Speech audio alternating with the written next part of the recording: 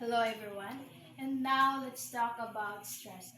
Stressor is anything that causes stress, like biological, psychological, social, or chemical that triggers our body stress response. And also, we have a positive stress response.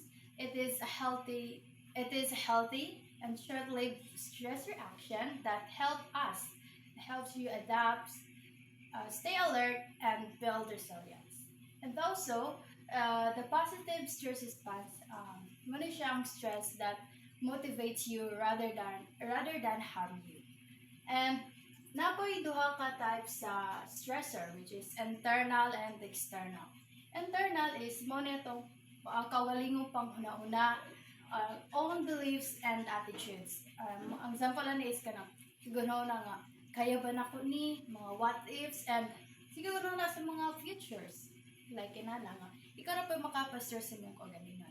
Ang external stressor is it can be tragedy and loss kana mga like mga family situations like inana like kanang mga tragedya nga mahitabo sa itong kinabuhi, pagkawala sa itong mga mas kinabuhi, like kanang naga-cause ni siya kanang sa mga surroundings good like sa mga or social situations and next, signs and symptoms.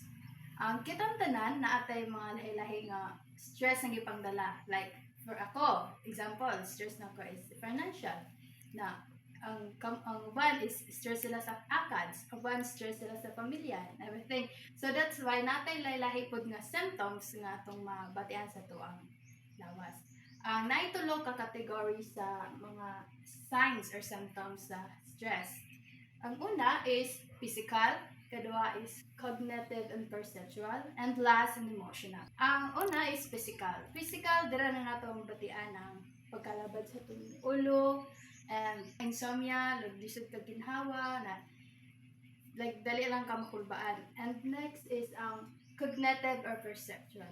Muna itong paghuna-huna, dali rata makalimot, disod na ta mag-decision sa itong kinabuhi, sige rata guna-unag mga negative, and nadra sige ra kag katulala and last is emotional. Ang emotional dra kay dali ra mabago imong mga moods like dali ra ka masuko, dali ra ka mahilak, feeling lonely, and kanang dra pod ang depression and anxiety. And last, the social stress.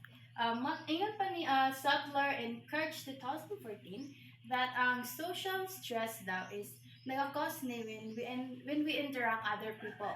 Like, nadara mahadlok ka ma-judge, maka-feel ka pressure, kanang mahadlok ka ma-ignored, and ang example na is kanang, like, my group, like, nagpakuha na yung teacher or kanang groupings mo, and then, nakay idea, and then, mahadlok ka mo share sa mga idea kay, basi ma-ignore lang or kanang i-judge ka anana mo na imong kahadlukan. And then when it comes to pamilya, nadara arguments, misunderstanding, dara kuan pag nag-stress ato.